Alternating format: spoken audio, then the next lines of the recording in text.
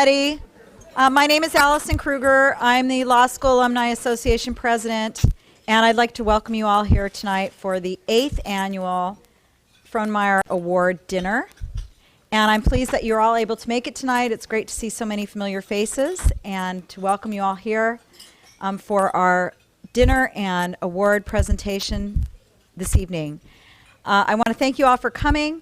I'm going to be very, very brief. I want to make a plug for the Law School Alumni Association. If you are not already a member, and many of you may not be certain of whether you are a member or not, you can join online. And if you're not sure if you're a member, you can email the Law School Alumni Office and they'll check and see whether you are in fact currently a member.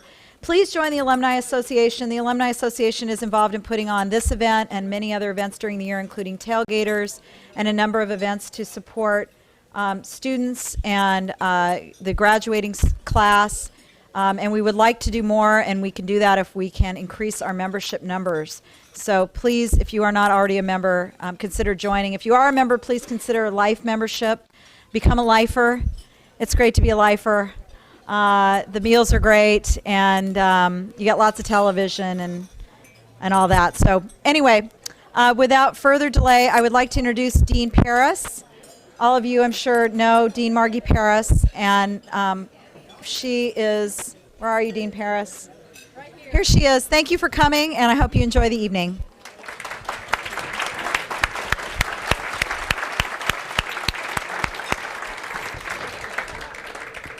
Good evening, everyone. I've forgotten what a rowdy crowd this is.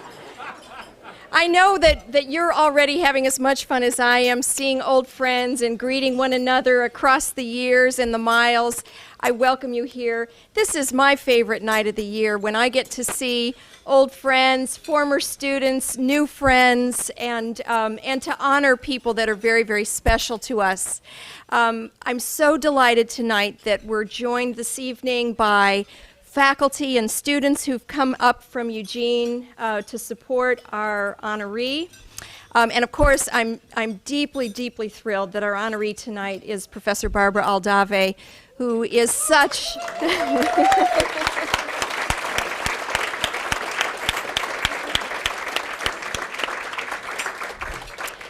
She's been a mentor to me, to many of the people in this room, and I think it's worthwhile to point out that she is the first female to receive the Frohnmayer Award, so we're delighted by that.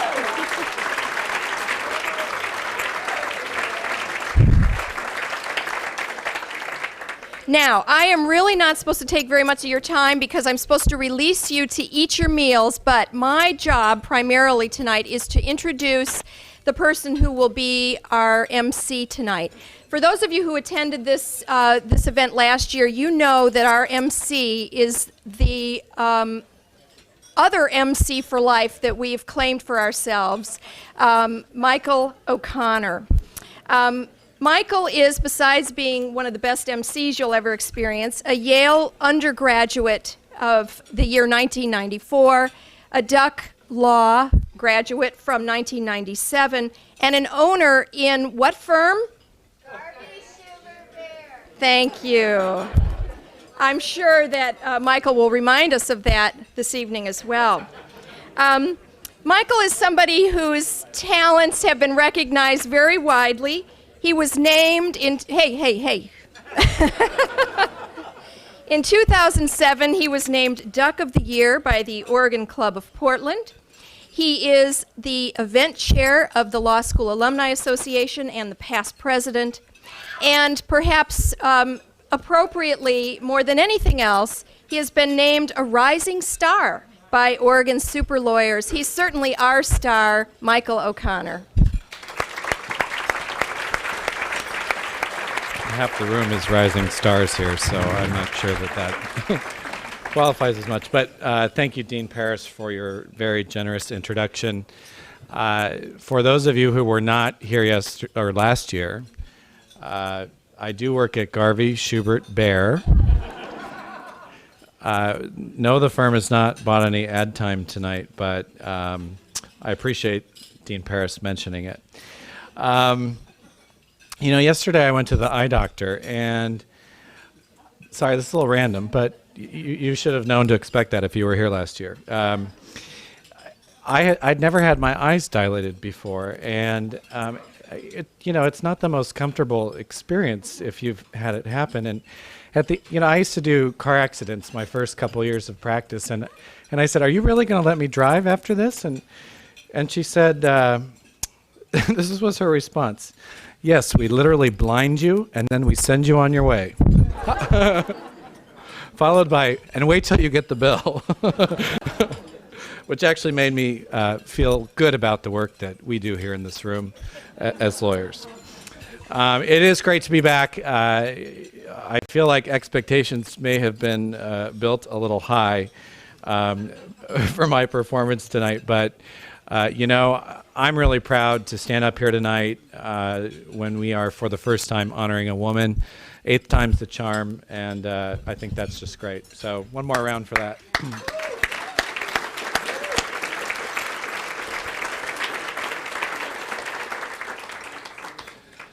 So since I last emceed this last year, I'm sure a lot of you have been wondering how it changed my life, and it actually hasn't. So, except that I had to do it again, and I am very grateful. Apparently, many of you thought I was funny, and I guess, well, that is flattering. My main response to that is that you guys really need to get out more. I am grateful to be here. It's an honor to be here as we honor the work that Barbara Aldave has done, and alongside with her husband, who will also be speaking tonight, Raphael. I've got to work with them the last couple months to put this dinner together, and they really are delightful people. We could not be honoring a more deserving woman tonight. The Professor Aldave and her husband have asked me, they wanted tonight to be dignified, but they also wanted it to be lighthearted and fun. And I actually keep a little fortune from a fortune cookie on my desk. That's a quote by Charles Lamb, who's a British essayist, who said, "A laugh is worth 100 groans in any market." So in this market, your laughs are appreciated, and maybe it'll help us all forget about what's going on outside. Now, as you might imagine, an event like this does not just happen. There are lots and lots of people and organizations that help make this run smoothly, and it really is the law school's premier event here in the city of Portland. First and foremost, I want to make sure I take this opportunity to thank our title sponsor, Litigation Information Management. LIM, as they are known for short, has graciously actually seated a few people from my firm as well. I have the good fortune to work with them. If you're not familiar with their work, for about the last year, I've been working on a large antitrust piece of litigation. Crime knows no recession. And LIM has really done an amazing job for our client in processing, coding, and reviewing more than 500,000 documents. And they're local, they're excellent, and if you have a big case that has a big document need, please support the people that are supporting us in this room. Again, Litigation Information Management. Let's give them a round of applause.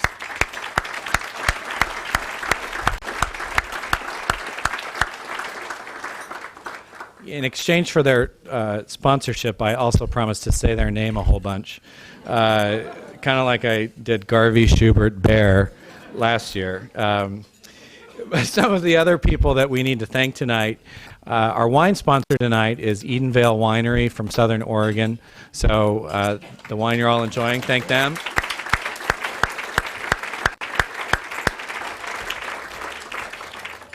The reception that you all enjoyed prior to coming up here for dinner was sponsored by LNS Court Reporting right here in Portland. Thank you, LNS.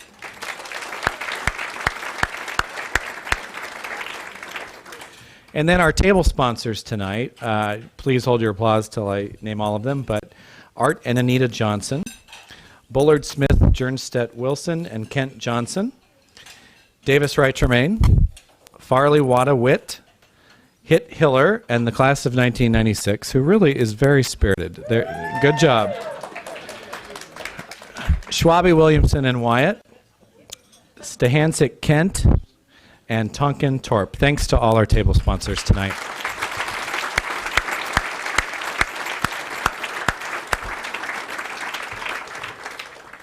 There also are a number of people on the committee that helps plan everything from the lovely, you notice green and yellow on your tables in the centerpieces, everything from the meal to the program, all that stuff. Believe it or not, it takes a committee of lawyers to make that happen.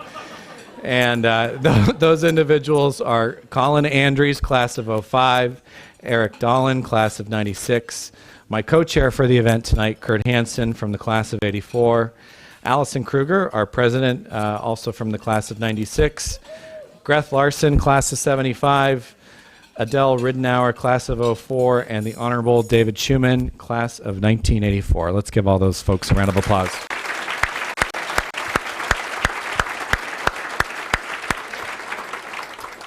We have a number of past award recipients tonight, people who have won this before, and so I want to make sure that we recognize them. They include tonight President Dave Frohnmayer,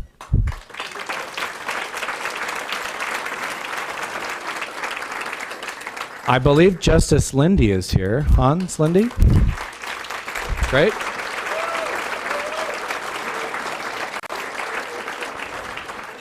Former Oregon Attorney General Hardy Myers.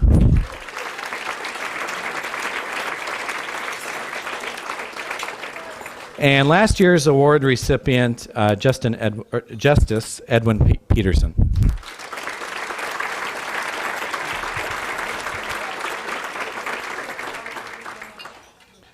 So let me tell you a little bit about the format of the evening and how it's going to work. In addition to some remarks from President Frohnmayer, our honoree will be introduced by 4 speakers.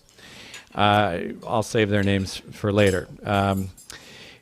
Litigation Information Management will not be speaking tonight, but again, we appreciate your support. We're fortunate to have these speakers. I think you're going to be quite entertained. Now, I have given them a difficult task. I have told them that in less than 5 minutes, and I emphasize that, speakers, in less than 5 minutes, you have to be short, funny, and touching.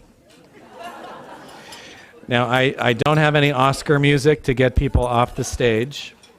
And, you know, we've got 2 lawyers and an adoring husband as the introducers, so this could be a challenge, but I will come up on the stage. I did last year, as people who were here last year know. I understand that there's been some bargaining. One of our speakers traded 2 minutes with another. I'm going to let that slide. But if you go over 7, you're in trouble. When I discussed this event with Professor Aldave, I asked her for a copy of her CV, figuring I would want that to introduce her. And her response to me was, and I'm quoting here, "Google me. It'll be much more interesting." And I did. And you know, that pulls up 1,150 responses. Although Litigation Information Management could tell you not all of them are responsive. The number 1 hit, which actually is like 4 of the top 10 hits, is the headline as follows. I'm not making this up. You can Google her when you go home. "Fired Dean made pious phrases policy." It's an article. I thought, is this a trick? Does she want me to look like a, I won't say, but, you know, does she want me to look that up here? In the article, one of her predecessors calls her, and I'm quoting, "a fungus of neo-paganism and neo-humanism."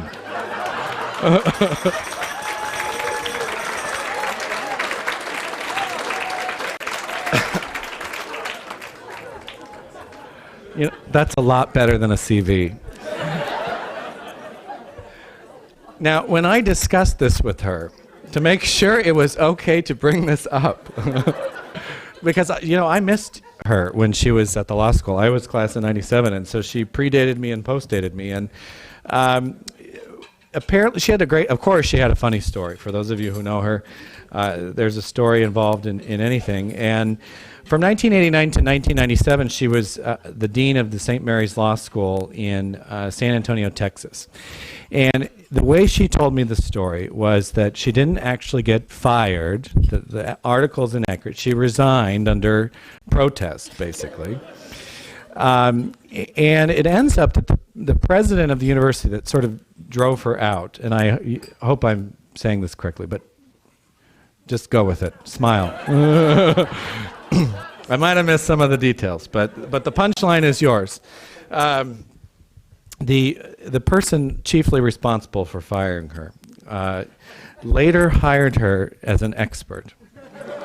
That's actually how she makes most of her living, since we don't pay our faculty enough. And she told me this with great pride, that he had hired her as an expert, and then she said, and I could just see her smiling across the vast universe of telephone, I charged him double.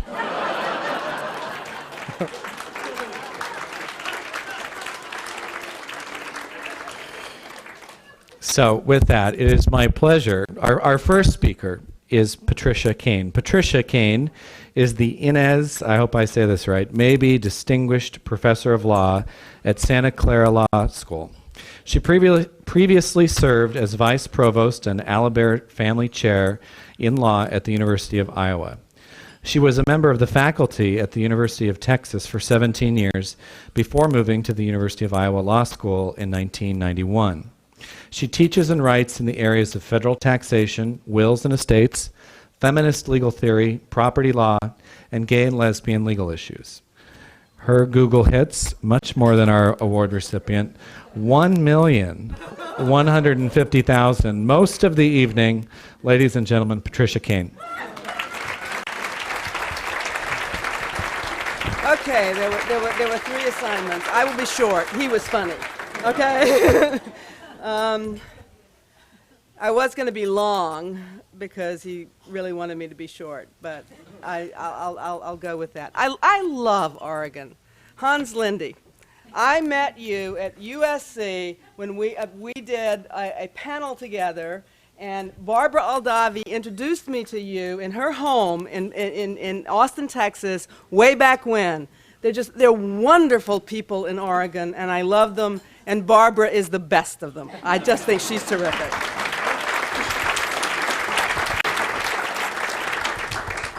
Now, I've known Barbara for a very long time, actually since 1974. That is, 35 years almost, August 1974. So I could tell you many stories about Barbara, but I'll keep it to one, okay? Barbara and I have made lots of bus trips together. You have to understand. Has anybody ever traveled with Barbara in this? Tony, of course, yes. So these are experiences you will recall for the rest of your life. She was telling me about Azerbaijan today. I mean, that's one I won't tell. Okay. But somewhere in the mid-1970s, Barbara and I made a trip. We had both joined the Texas faculty in 1974. We were both law professors. We did a trip to Mexico. Remember this trip? Vaguely. Well, me too, vaguely. I think it was like to somewhere around Guadalajara. I hadn't been there ever before. And we were there to participate in a kind of exchange program between their students and our students, and we were the faculty members overseeing them. The first day we were there, we had some free time. And Barbara suggested a trip on a bus. And Barbara suggested it. Well, when I say Barbara suggests, she demands. It's like you don't turn Barbara down. And as I recall, it was to some place, was it Apasea El Grande? Apasea El Grande, that was it. Just a little bit up the road from Guadalajara. Now, I Googled this last night. It's 277 kilometers. That's 172 miles. Just up the road, she said. Very important that we go there. Now, any of you who have been around Barbara at all know that Barbara and sense of direction are not in the same universe. I was reminded of this by a colleague of hers from St. Mary's I just saw the other day, Beto Juarez. Do you remember when you first met him? He came for an interview. He had all of his bags with him. You met him at the airport. You went out and you said, "I don't remember where the car is." Barbara and sense of direction. But I said I would go on this trip with her. Definitely go on this trip with her. In fact, she's got such a bad sense of direction. When she first moved to Austin, she couldn't remember where anything was. Tony, do you remember? I do remember. Tony, stand up. This is her son, Tony. This is Tony. He was then 6 years old, about this high, and she took him around in the car because he knew his way around Austin and she didn't. That's how we got around. No sense of direction, up the road, nearby town. There I was on a Mexican bus going to Apaseo Grande. Now, imagine, this is, narrow roads, big bus, a lot of peasants, and their chickens. I have the image of this trip. I will never forget it. Now, why were we doing this? Why were we going to Apaseo Grande? Because Barbara said we should, we must, it was very important. Well, why? Because when she had been a student at Stanford, are you sure? An undergraduate? It was your law school class that went to Apaseo Grande. I was the law school student. I went there with all these young. Oh, okay, so she was older and wiser. She went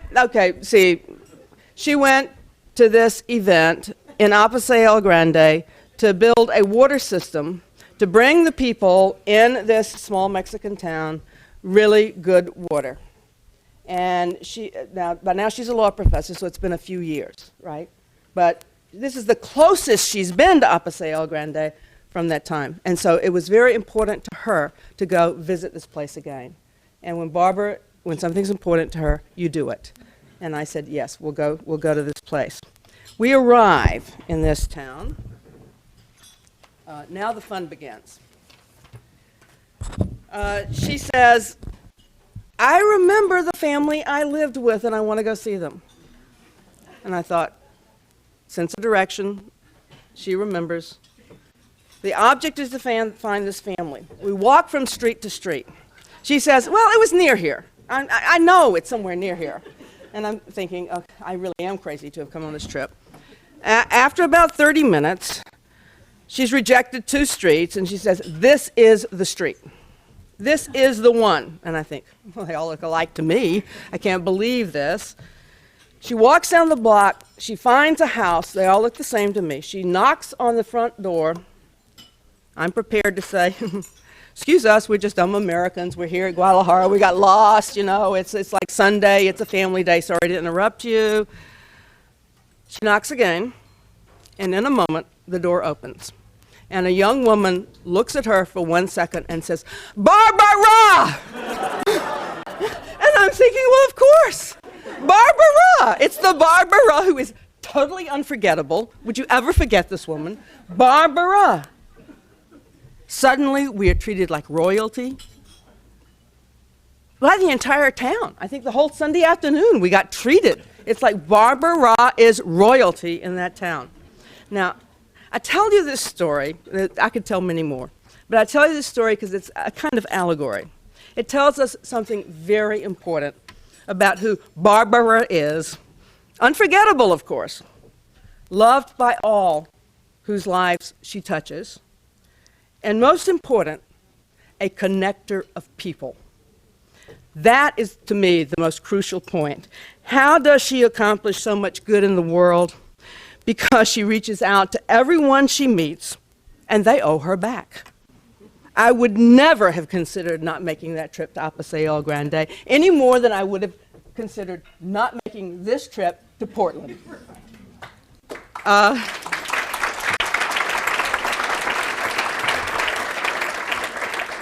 Any more than I would have considered not answering her telephone call every time she calls me for tax advice about all the nonprofit corporations she's involved with.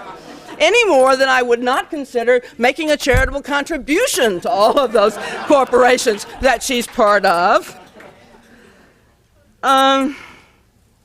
What she does is she multiplies goodwill and public service because of her connections.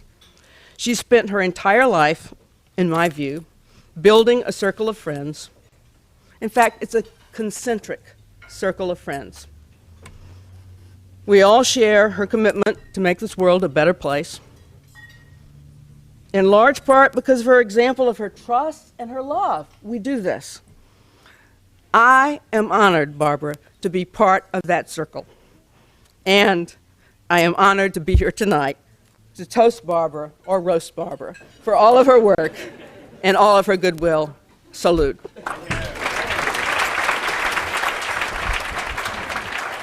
All right, our next speaker is Sister Elise Garcia. And as a graduate of Central Catholic High School here in Portland and former altar boy, nothing happened. I'm okay. It is very hard for me to say this sentence, but I Googled Sister Elise Garcia. And she... 76,400 hits. Sister Garcia and Professor Aldave worked together at St. Mary's University School of Law in the 1990s. Sister Garcia is a member of the Adrian Dominican Sisters, the author of several books, and the editor of Sor Juana Press. She has spent her life fighting for social justice, and she's joined us all the way from Texas tonight. So, Sister, you're on the stage. Thank you. Well, I'm delighted to be here to speak about Barbara's neo-pagan fungal days. From where I sit, still in South Central Texas, I can say that Barbara's public service in South Central Texas was so effective, so transformative, that the good old boys did indeed fire her. She was the first, and to my knowledge, the last woman dean of a law school in the state of Texas. They probably caught on by Barbara's fine example that a woman dean is likely to do what she plainly states she plans to do. You probably have that experience here as well with your dean. It was what Barbara said she planned to do that drew me to San Antonio, Texas. I'd been living in Washington, D.C., and I was had been a long-time social justice activist and a non-lawyer. So promoting a law school and living in Texas were never in my life's plans until I met Barbara. At the time, she was president of the board of Network, which is a Catholic social justice lobby based in Washington, D.C., founded in the early 1970s by 47 feminist nuns. And one of them, in fact, the founding director, Sister Carol Costin, is here. Carol, resplendent.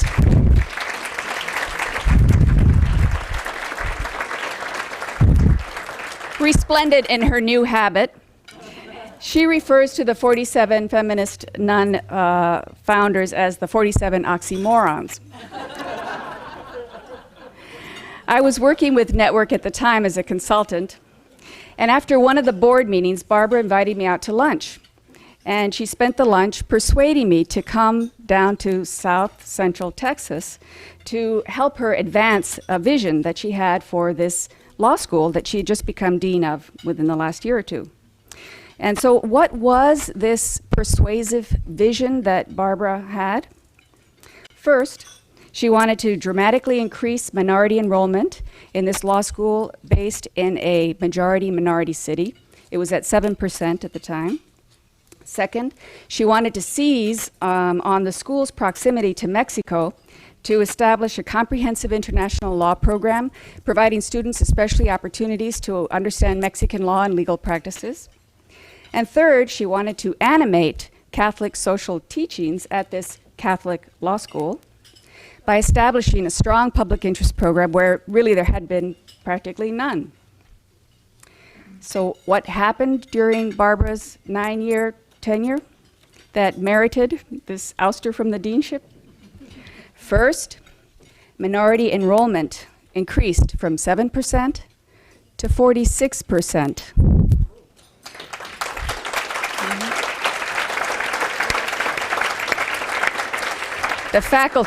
The faculty also was significantly diversified with wonderful faculty members, African American, Latinos. Second, an array of international programs was established, including, and a number of partnerships with Mexican institutes, including one groundbreaking joint legal education program that was designed for U.S. and Mexican lawyers, held alternately in Monterrey, Mexico, and in San Antonio, that promoted friendships as well as commerce. And finally, a host of public interest programs were established, including 5 outstanding law clinics that in 1997 were recognized by the American Bar Association with their annual Public Interest Award. We were able to house these clinics in a former retreat center that was located a block away, that under Barbara's leadership we were able to purchase this building, and it was called the St. Mary's Center for Legal and Social Justice. And I'll never forget the day that the signage went up on this building. Maria Berriozabal, who was the first Mexican-American woman to be elected to the City Council of San Antonio, happened to drive by on the day that the signage was going up. And so we were watching it together. And as the signs went up, she said, "This is an incredible moment for San Antonio. It's the first time the words social justice are going up on the wall of a major institution in our city." Maria often speaks of the 17 white men who run the city, including the one who worked out Barbara's ouster. Word was out in the mid-1990s that some of these individuals did not much like this uppity woman, Dean, and what she was doing to what they referred to as their fine law school.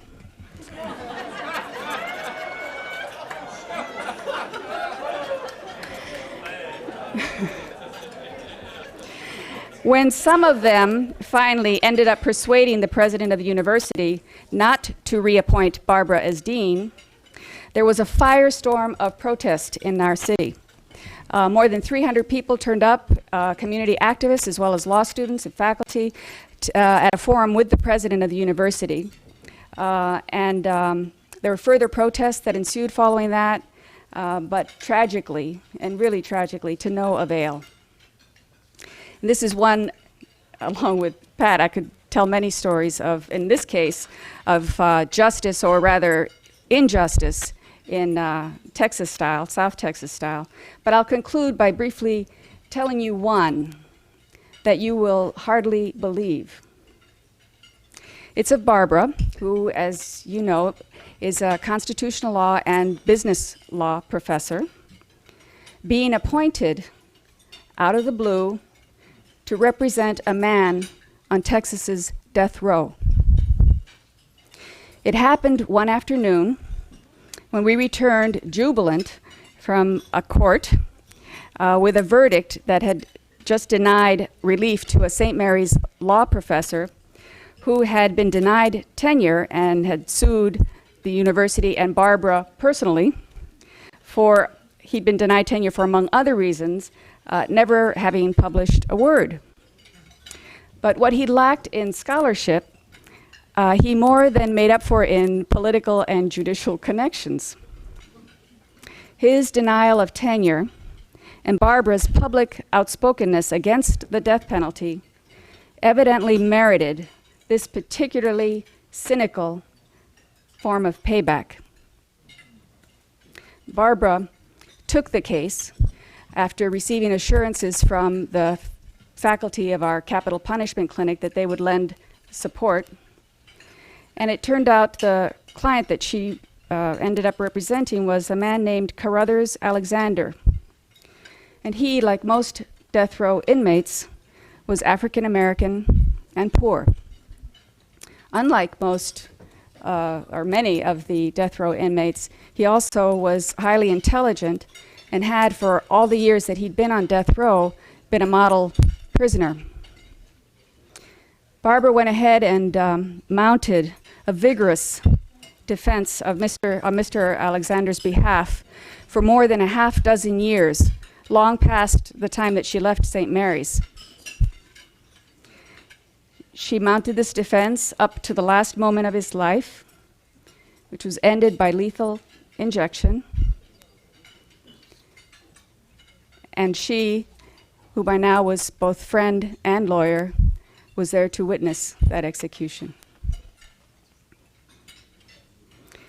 So I want to say that our loss, Oregon, is your incredible gain. I can think of no one who better deserves this award than Barbara Aldave.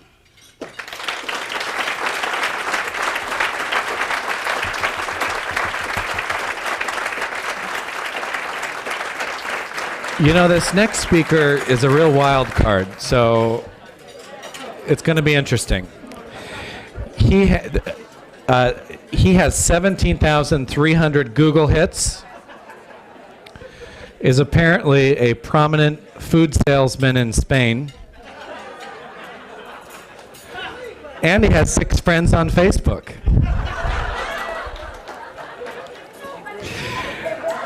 Our next speaker knows our award recipient better than anyone, Mr. Rafael Aldave.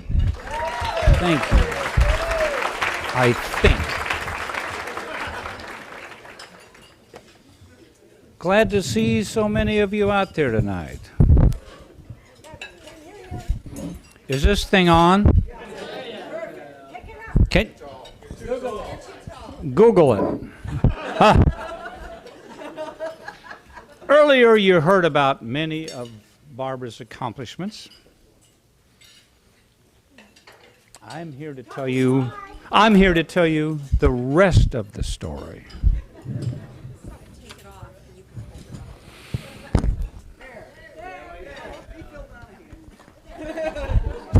Can you hear me now? I met Barbara, then Barbara Aldave. Barbara Bader. I'll have another glass of wine, please.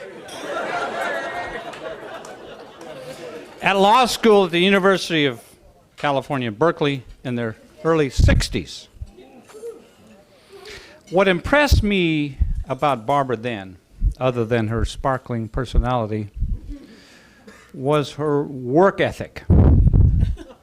She worked 60 hours a week, 20 hours devoted to law study, 40 hours devoted to playing bridge. Hey, it worked for her. She graduated second in the class. Her bridge partner was a Catholic priest named Joseph O'Looney, who was a campus minister. He had once been a Navy chaplain and knew his way around a card table. Barbara admits to playing bridge on the average of 3 nights a week. The games usually began about 5 in the afternoon in her apartment, and they lasted until O'Looney Bader team had won. They never lost a game. Their success was not due solely to skill or even luck. O'Looney would simply not allow a game to end until they were ahead on points.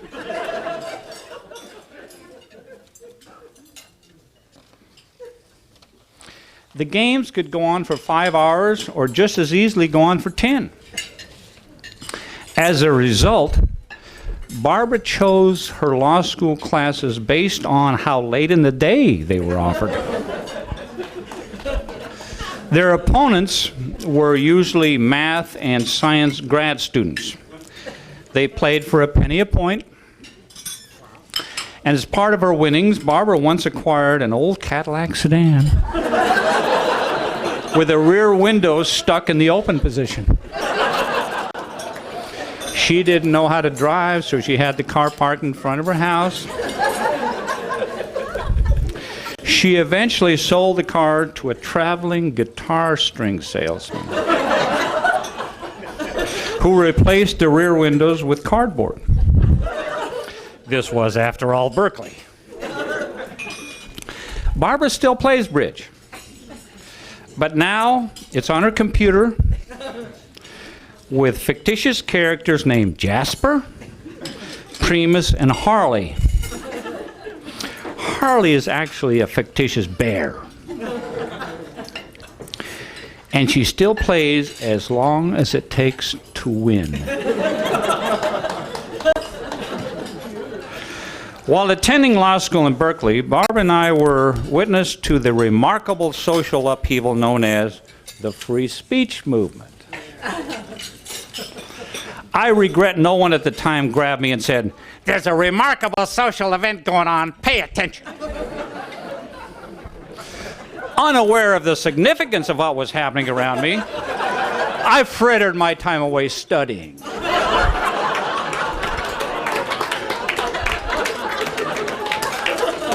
But somehow, Barbara sensed something important was going on.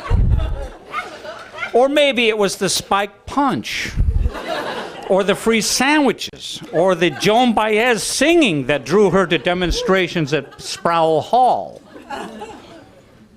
In any event, while I learned the rules in Shelley's case,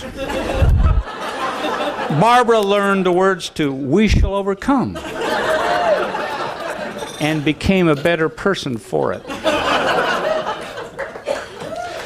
During the summer between our second and third years of law school, Barbara traveled to Mexico in a dilapidated school bus as part of a student volunteer program called Amigos Anonymous, which was referred to earlier.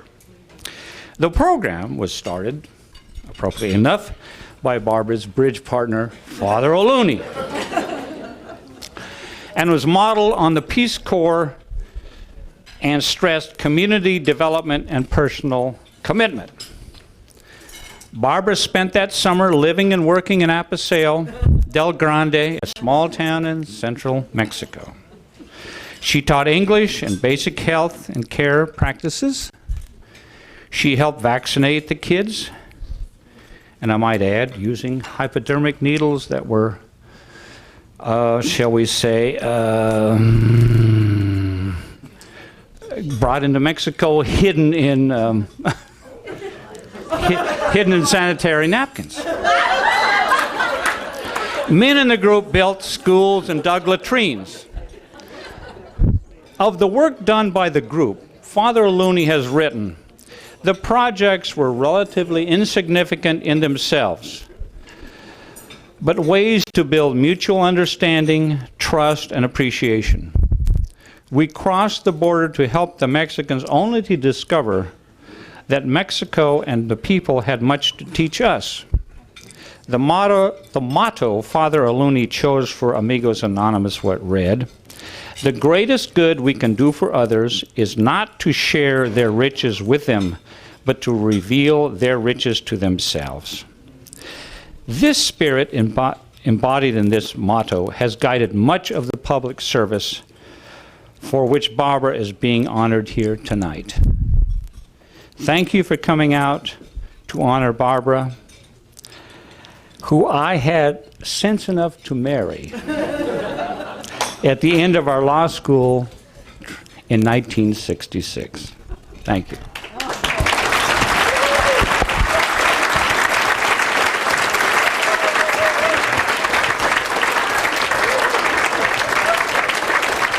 Our next speaker is Jody Stahansik, and I Googled her too.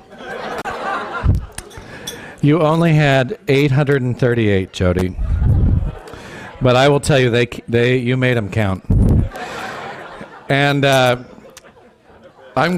she said I could do this. I did ask because I was a little nervous. Hit number 2, and I quote, "I always say that bitch means the same thing as cunning fox.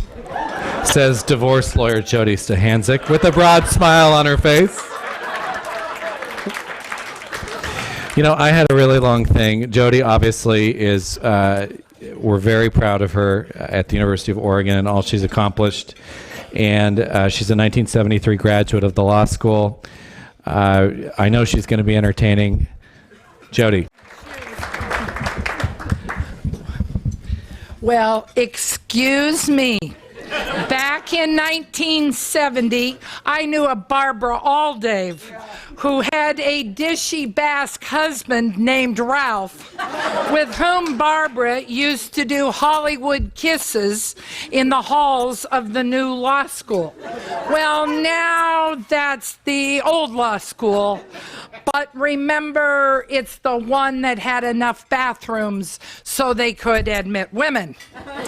To put this entire situation in context, in August 1972, David Frohnmayer was young, as was Barbara.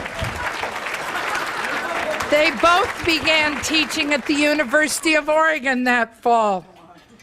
Barbara was unusual at the time for being a woman teacher, but that message seemed to have passed unnoticed. What was interesting and unusual was that she played bridge in the student lounge and took all the students' money.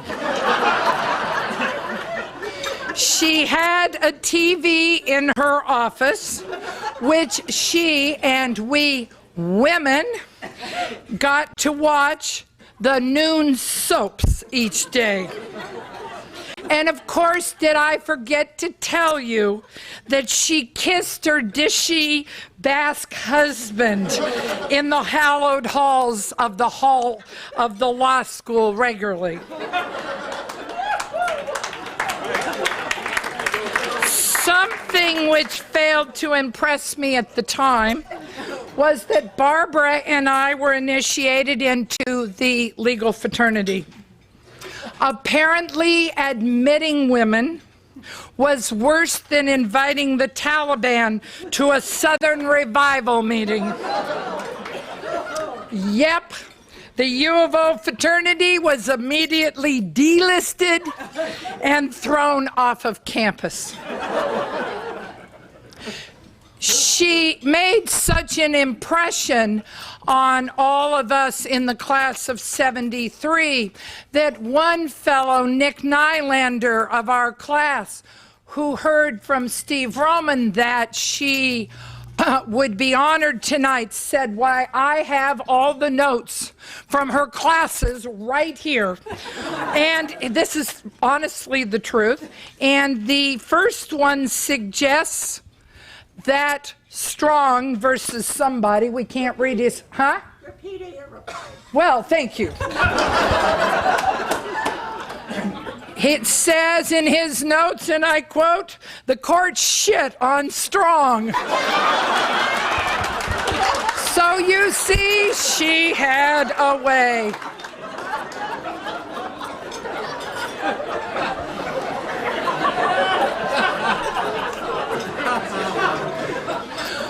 In law school, Barbara helped all of the women.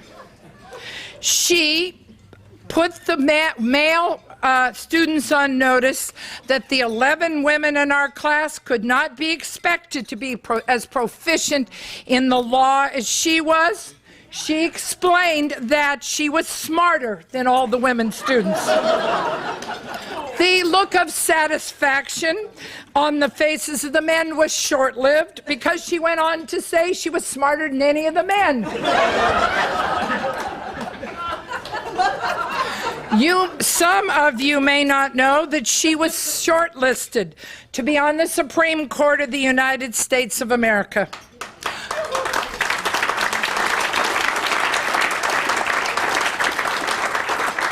But her friend, Sandra Day O'Connor, was tapped and said, "I'm not certain if it was because Barbara's legs were not as long, nor her hair as blonde as her friend Barbara, I believe the answer is that those old men on the court knew they couldn't compete with Barbara's dishy Basque husband, Raphael.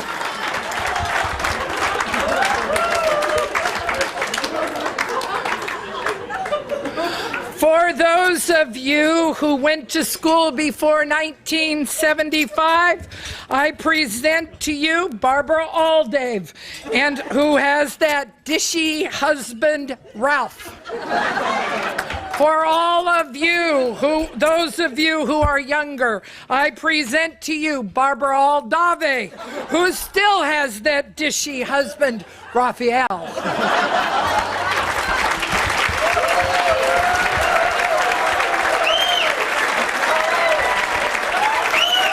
Next, to present the award to Professor Aldave, I am honored to present to you we're going to miss him at the University of Oregon.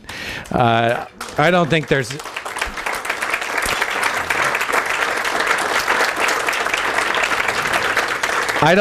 anyone in the state of Oregon who has done more to protect public higher education than Dave Frohnmayer. And so, thank you, Dave. Come on up and give the award. Thank you very much. Be seated. My goodness sakes, so much has been said, so much to say, and so little time to say it, so we'll take little time rather than a lot. Michael, thank you for being such a wonderful MC. I did not Google you. However, you did identify for the first time your undergraduate institution, Yale, which those of us who come from Cambridge, Massachusetts, the oldest university in America, always spell in lowercase letters, but thank you very much for your wonderful job as MC for us all.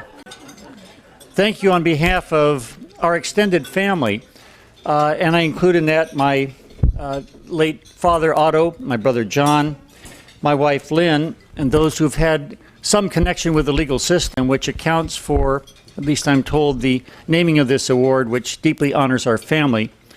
I want you all to know that we have nothing to do with the selection of the recipients, but it is so wonderfully genuine to see through the years how many people of great stature have been part of our family name and legacy, and we deeply appreciate that and are indeed humbled by it. It's also wonderful for me and for Lynn to see the faculty of the 70s who are represented here, who are with Barbara Aldave. I won't go back to what other names were mentioned. Thank you, though, Jody, for the remembrance. Gene Scholes, Clean Gene, the Lean Dean,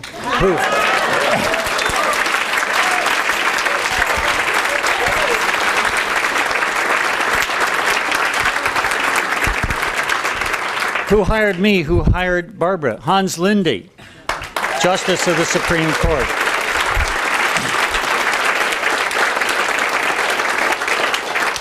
Jim Mooney.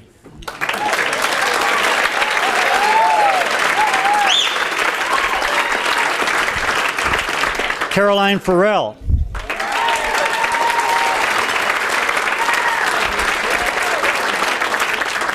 John Bonine.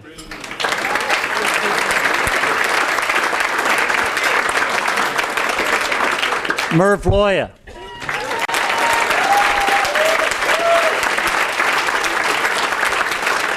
Have I, by oversight or failing eyesight, omitted anyone? I don't mean to, but...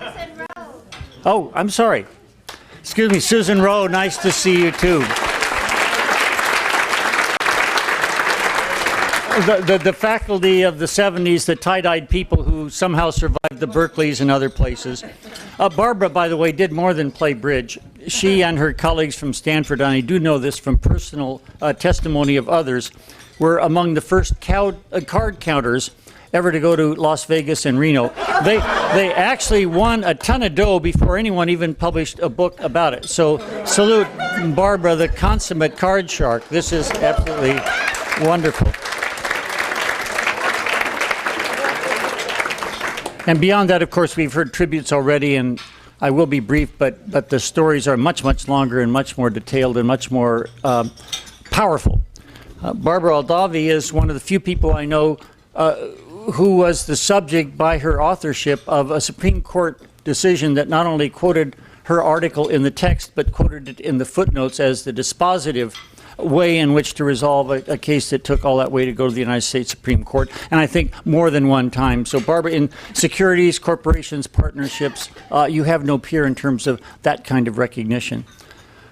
Beyond that, you've heard more poignant stories of those cases which are not necessarily celebrated, which are difficult, which are lonely, which demand personal integrity, and which, in any sense in which one can express that as the counselor who represents another person when it is literally life or death, are probably deeply depressing.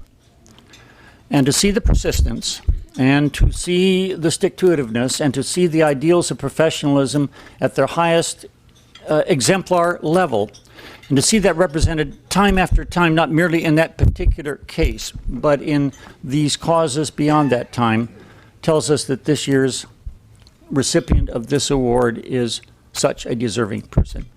Barbara Aldave, please come forward. Congratulations. Thank you.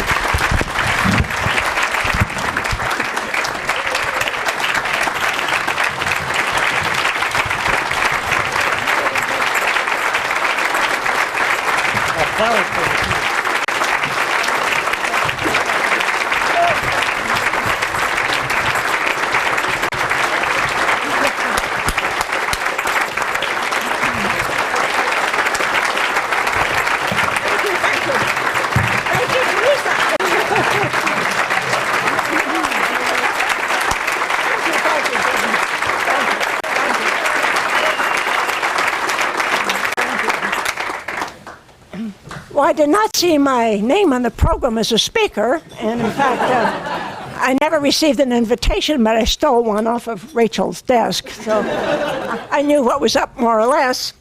But just in case I might be asked to say a few words, I got up at 6 a.m. this morning, 4.5 hours early, to make a few notes. And I have to say at the outset that I've greatly enjoyed this evening, not only because I've had plenty of wine and respectable dinner and heard a lot of flattering and mostly flattering exaggerations about myself, but mostly because I've had the immense pleasure of connecting or reconnecting with many people who are extremely important to me. And somebody said something earlier about making connections, and I think that's what each of us really is, is part of a web of relationships that we have spun around ourselves or that others have spun around us. And thus I shall begin by recognizing or re-recognizing the 4 members of my family who are here this evening. You've all seen Raphael in action already, so you have some idea of what he has had to put up with, and, as well as what I have had to put up with for well more than 4 decades now. Suffice it to say that he knows more about me than anyone else, as has been observed, and I'm confident he still loves me anyway. Now I'd like to introduce our son again, Dr. Anthony John Aldave.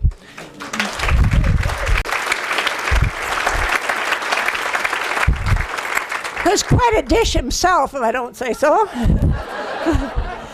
He is a professor and the director of corneal surgery at UCLA. And I'd also like to introduce his wife, Teresa Ho Aldave.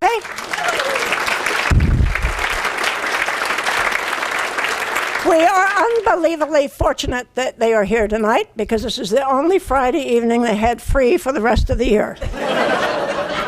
They spend most of their Friday evenings in such exotic sites as Delhi or Riyadh or Yerevan as Tony travels around the world, often as an emissary of a nonprofit corporation called Visionaries International, not coincidentally an Oregon corporation of which I'm the registered agent.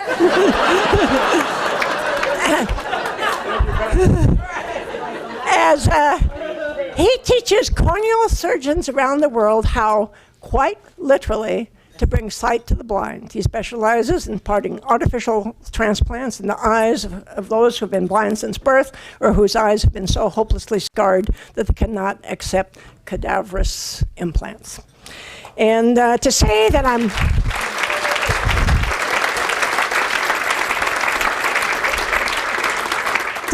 I'm immensely proud of Tony and Teresa and crazy about their 4-year-old son Tyler would be an understatement.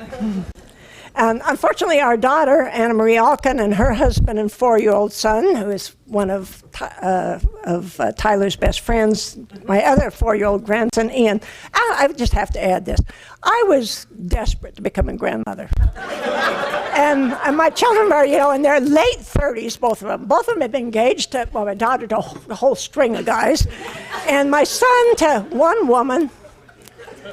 Well, as my daughter said to me at one time, okay. Oh, no, well, she was fine, but she had no sense of humor, okay?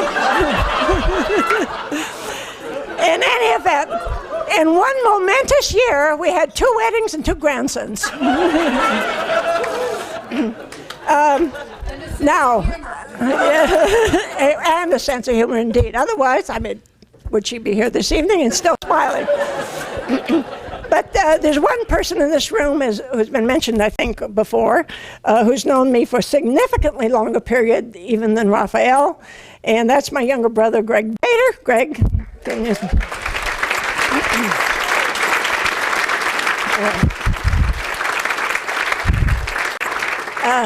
Greg is a brainiac, as some would say. He holds degrees from Montana State University, Washington State University, and Harvard Law School. And he also studied here at the University of Oregon for a number of years under the tutelage of the late Jim Klonowski. After retiring from the practice of law a few years ago, he returned to Eugene. And Greg, I am really delighted that you're back in Oregon and delighted that you're here with us this evening. And now, rest assured that I'm not going to introduce everybody in this room, but I'm going to strangle Michael if he comes up to pull me off before I'm through. I am going to introduce, albeit very briefly, the others at my table of special guests. And the first is David O'Reek.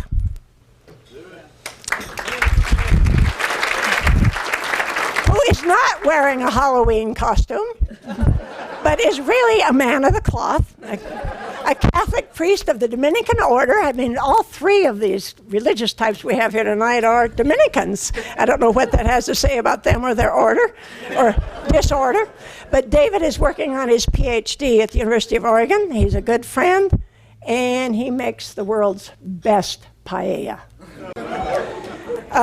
And another Dominican at that table, Sister Carol Costin, you've already heard, is one of the most talented and accomplished women I've ever met. It's already been mentioned she founded Network. Then after that, she founded the Common Good Loan Fund. And then after all of that, she received the Presidential Citizens Medal from President Clinton, and I recently bought a remaindered book that lists her as one of the 100 most influential women of the 20th century.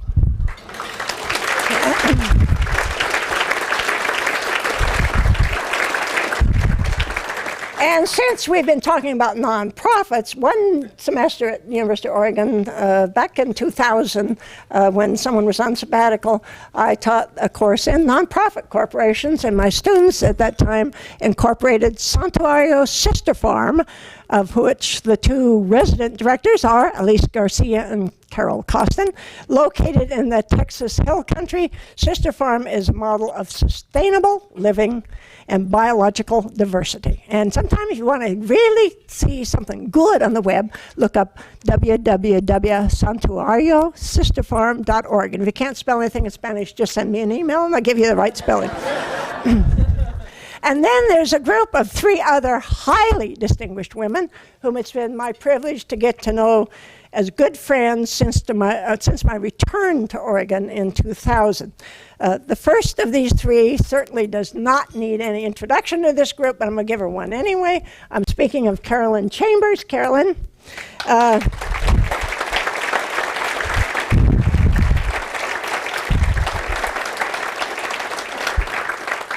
businesswoman extraordinaire, whose endowment of the Center for Law and Entrepreneurship not only made a great contribution to the University of Oregon School of Law, but was the chief motivation for my return to the University of Oregon after a 27-year leave of absence.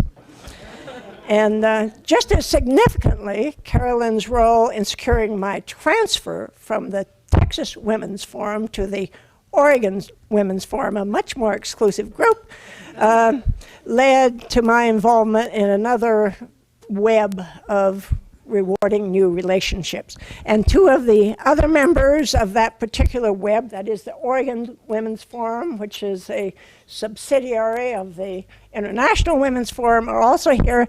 And the two of them are well known to most of you as well, Donna Woolley and Jean Tate. Jean Tate.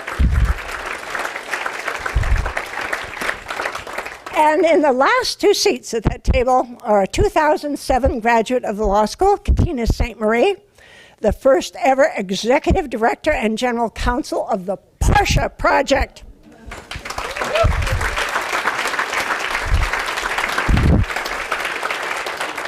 And her dish of a husband, Mark Compton, who will be graduating from the law school in June.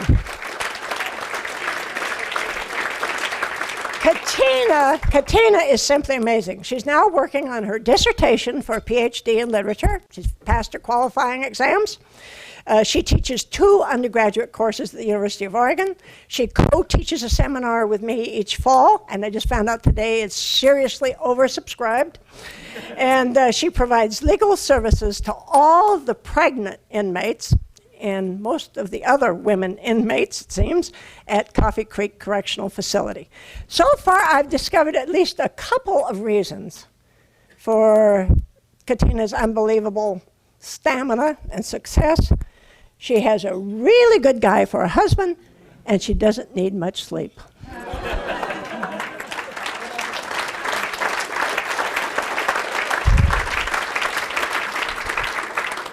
What can I say about the 3 women who have flattered me with praise, more or less, this evening? Pat Kane and I were in some ways unlikely friends, but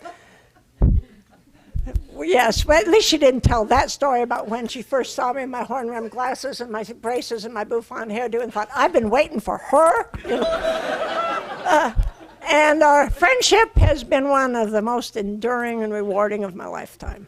And Pat is generous to a fault. She's fiercely loyal. She's extremely smart, and she is kind and compassionate. And she is, above all else, a really good soul. And Raphael, our children, and I have always regarded her as a part of our family, and now we can include her spouse, Jean Love, as well.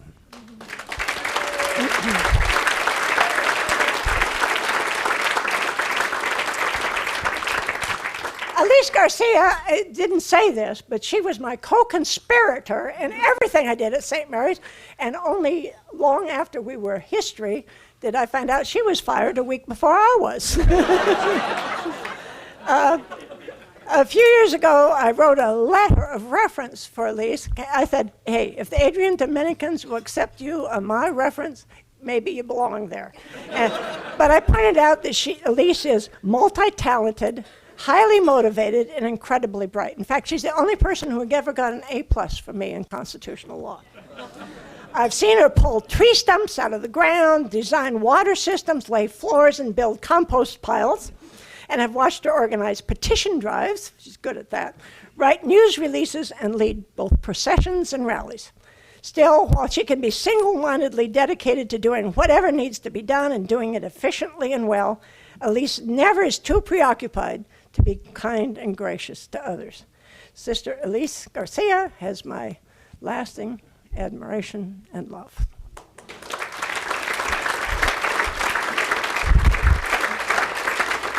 And then, Jody Stahansik, who defies easy description. I like to think that she and I, as two of the first group of women of any significant size at the University of Oregon, and I mean 2 of the first significant group, and two of the first women of significant size individually as well. I like to believe that we had a salutary and lasting impact on that institution.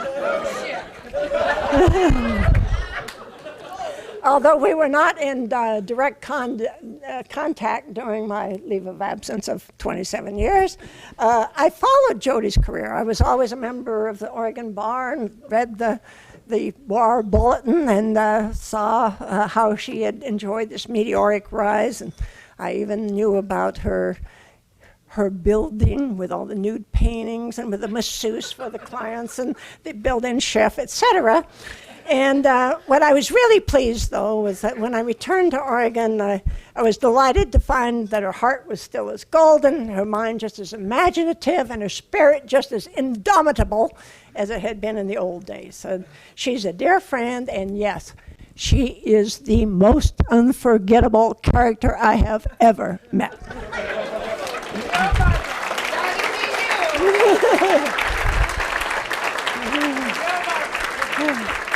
Okay, now, as I look out there, I see the room is full of people that I would like to acknowledge. I see just another one, Liz Bauer, next to Will Glasson, who's on the board of the Center for Law and Entrepreneurship. Recent students, I didn't want to talk about recent students because there are so many of them that I see out there, but I'm going to talk about some of the old folks.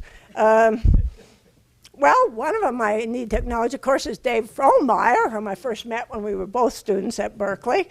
And another one that's already been mentioned is Gene Scholes, who took a chance on me and gave me the first job as an academic that I'd had. Out here, Art Johnson, who was my very first boss when I was just a baby lawyer in the 60s here in Eugene. And I saw Scott Farley out there who said such nice things about me when I went peeking into the program that had been issued to everybody else. And Kelly Beckley, who was just named the most effective lawyer in Eugene, Oregon. And I talked to Joyce Benjamin earlier, and of course Joyce Benjamin was one of those in those early classes as well. I will just say this because I know that lots of others, I saw Dave Culpepper, talked with him, and I told him he's the only one in the whole class of 73 or 74 who's much more handsome today than he was back then. In any event, I just want to acknowledge that there are lots of former students here as well as current colleagues and previous colleagues, and just too many people for me to mention because, in fact, the hook is about to come out. But for the honor that I've been given this evening, but even more for your having been part of the web that makes up my extraordinarily happy life, I want to thank all of you.